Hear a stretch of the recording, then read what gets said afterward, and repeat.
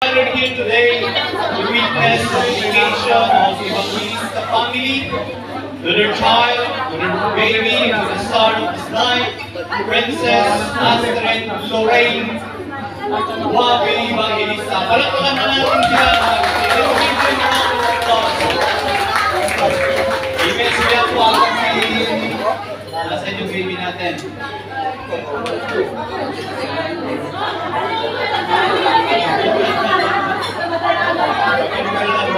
Hindi ka pa magsasalita ngayon.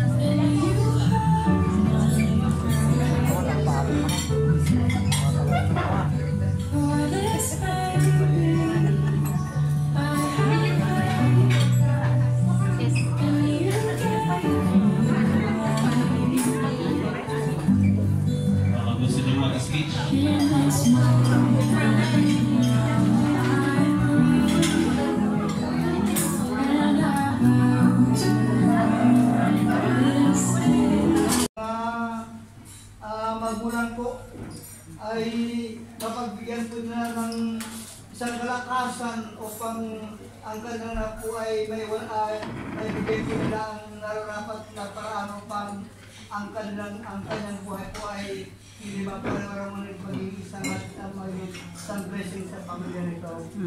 Burin po ang Panginoon sa mga ninong at ninong na nakita po namin na nakipag-isa sa kanila.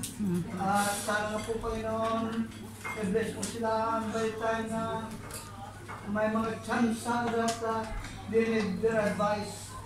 They need, Panginoon, ang kanilang mga regalo, whatever things na may padama po nila na bilang pagpili ng pangalawang nanay at tatay ay makita po nila, Panginoon, na hindi sila nagkamali. And to the Lord, we will have to sila pa ang okasyon nito sa mga blessings po sa bawat yan po sa amin, Panginoon. In the name of the Father, and of the Son, and of the Holy Ghost. Amen. Amen. In Jesus' name we pray. Sige, parang natin sila.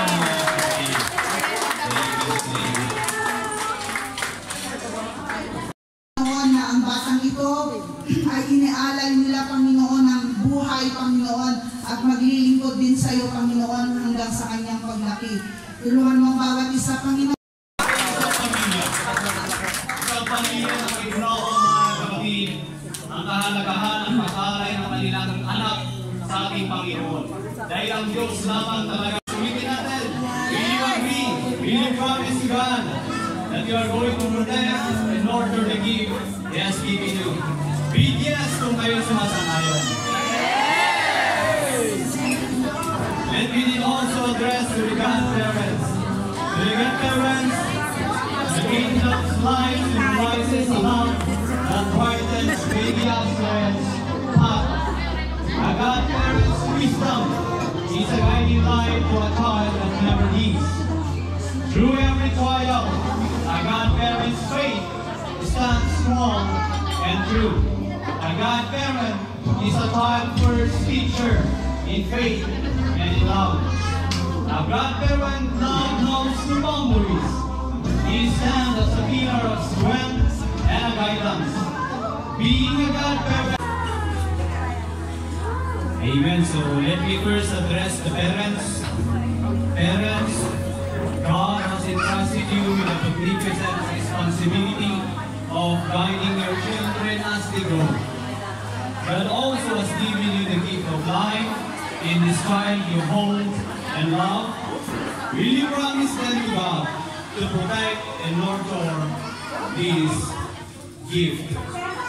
Say yes, big yes, kung kayo sumasakayan. So mga parents, will you promise them to God to nurture and protect the gift He has given you? Say yes!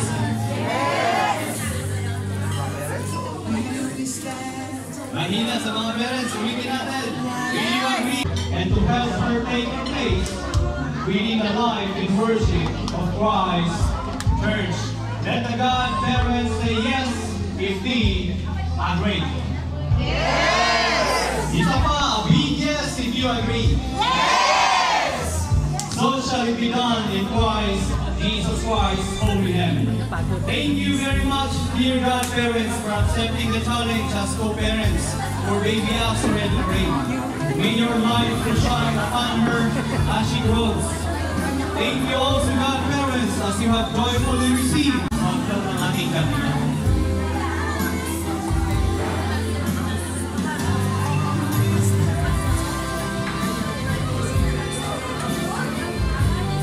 Okay, so kung nakagawa na kayo ng wish, in 3, 2, 1, blow po natin ang ating kandila.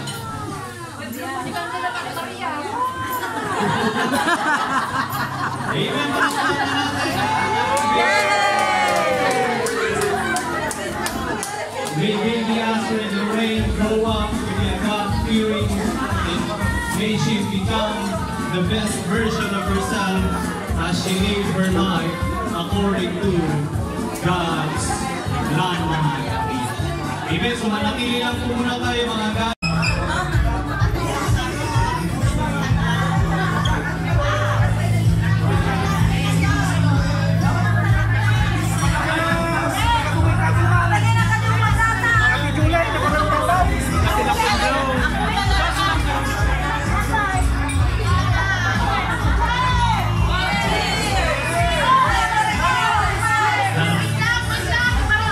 Sige, asa kayo natin mga godparents, yung mga boys po natin, hindi na kayo, balik-balik po